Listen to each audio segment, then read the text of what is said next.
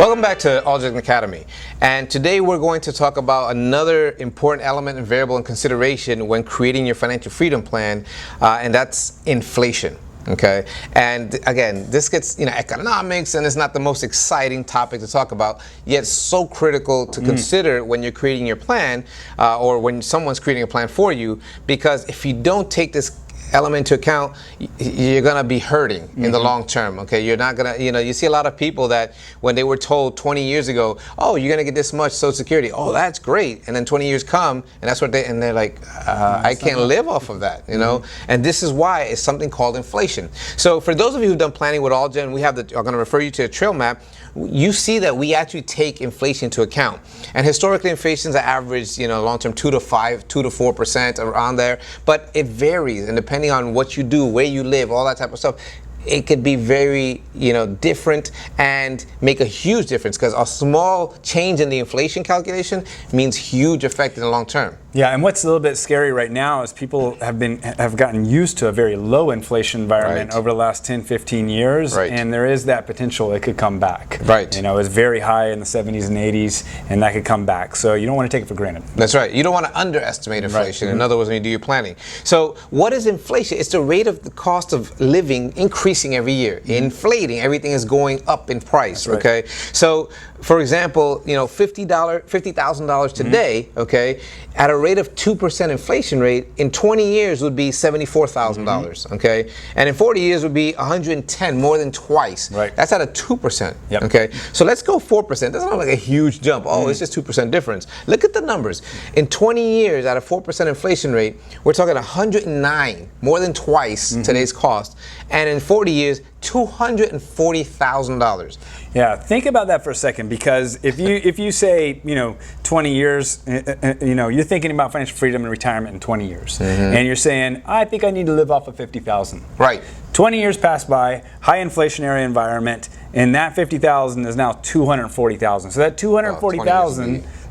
40 years later is 240,000. 20 years, that's 109,000. So that $109,000 is more than twice of what you were thinking you needed. And so, people don't a lot of times pay attention to that, and it's really important to pay attention to that, because it's a real thing. And this is why, at the same time, progress is measured as getting ahead of inflation. Okay, at least keeping up is maintaining, but progress is getting ahead of inflation. And this is why sometimes you have to, and we're going to get into this in the investment side, why we try to outperform inflation. Okay, because if not, you're actually losing. And we're about to talk about that now. Why take some risk? Because if I have all my money in a savings account, it's safe. Right. But if it's not keeping up with inflation, you're about to see what happens to what's called purchasing power. Right. Okay? And people don't see that, but it's a real thing. That's exactly right. We'll get into that on the next slide here. So one of the measurements of inflation traditionally has been this thing called consumer price index, and what that is, it's an aggregate of the average change in price in different basket of goods and services.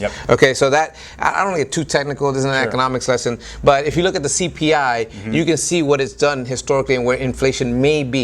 There's different underlying CPI indices, because some take into account housing, some don't. Some take into account, oil or energy prices, some don't. But a total generic CPI index will take into account all of them, okay, and show what those are increasing on average per year. And that's an important concept too over time. Not to get too technical, but a lot of things are based off of that. That's right. So, if you have sometimes like a cost of living index, or even the Social Security sometimes increases based off of the CPI. That's right. So we don't want to necessarily create a bunch of economists, but just have an understanding of where that's used. Yeah, but I like to be real. I like to bring it down to basic terms that we all get. So here's an example of this. Back in 1989, a gallon of milk was $2.30.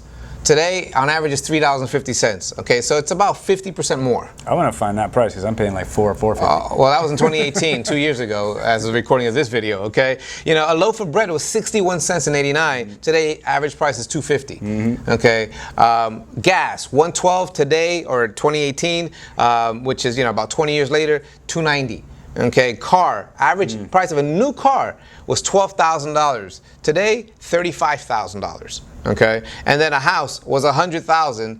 In 2018, 222,000. So life gets more expensive. It does. We can't control that. So why is this important to understand? Because as we start projecting your plan, we have to take inflation into account and consider the different underlying variables. And these, as I mentioned before, they vary by category because not everything goes up at the same price. That's right. Yeah, I mean, sometimes like right now and over the last decade or so, healthcare has gone up a lot. That's right. There's been times where college costs has been astronomical. That's exactly right. So this chart just kind of shows the different over time how much some of these areas go up or down. But just understand, at any given time, you can have a component which, depending on the stage of life you're in, like healthcare, for example, if that component goes up a lot, that means a lot to you if you're in your 70s and your 80s because you're going to a lot of doctors, you're getting surgeries and things like that, and it costs more. That's exactly right. So, I mean, this is a confusing chart, but at the same time, it shows the areas that have typically been higher on the inflationary track. Right. You have food, you have shelter, education, right, and medical services. Okay, healthcare. So 3 of those 4 we kind of need. Okay, healthcare, food, and shelter. Right. Education varies, okay, and it's been on the lower end lately. But you understand that some of the major areas of our lives are impacted by this thing called inflation. That's right. Okay, so what happens if you don't take inflation into account in your portfolio? Right. What you're doing is you're losing what's called purchasing power. Okay, because $1 yesterday is not the same as $1 today, and that's what this chart is showing. Yeah, we see so many people that over time, they were used to having money in like a CD or having money in a bank account. And there's a obviously we're a big believer in having emergency reserves and having some money in the bank account. Right. But when all your investments are stuck on, just in a savings rate earning 0.01%, like what it's getting today, that's right, or a CD earning 0.5%, you can see here in 1900. $100 in 1900 is now $3.48. That's the equivalent of what it could purchase today. That's right. And so if you have your money in savings earning 0.1% and inflation is 3 or 4%, you're losing that much per year in purchasing power, as you can see by this chart, constantly going down in time. That's the strength of your purchasing power weakening over time. That's right. And so the thing is, though, you don't see it. So, people get scared. They want to have their money in cash. They want to have their monies in savings because they're not seeing the value of it go down. Right. But there is an element where your purchasing power is getting weaker over time, and it's such a crucial piece because sometimes people don't have enough of investments that are growing and outpacing inflation. That's right. They have the majority of it earning very little income that's earning less than inflation. Yeah, the mindset is, well, I'm not losing any money, right, to keep it safe. Okay, you're not losing any face value of money, but you're losing your ability to purchase stuff with that money. Right. So, which is the ultimate goal, right? If I have money to purchase stuff, so to spend it, and if I can spend less, you're losing purchasing power. That's right. And in economics, it's called your real return. That's right. So it's your nominal return is the return that your money gets all the time. So for example, in a savings account, if you're earning 1% in a savings account, but inflation is 3%, well, your real return is -2. That's exactly right. So you are losing money. That's right. Okay. So again, not to bore you with economics, but the whole purpose of this section is to let you know we have to take inflation into account when creating your financial freedom plan. It's critical because it has long-term ramifications, and it helps you be more accurate in terms of what it is you're going to need, when you reach that financial freedom stage, and to understand the impact that has as far as your portfolio and what balance you should have between safe and not as safe investments. That's right. So thank you for listening. Look forward to seeing you in the next lesson.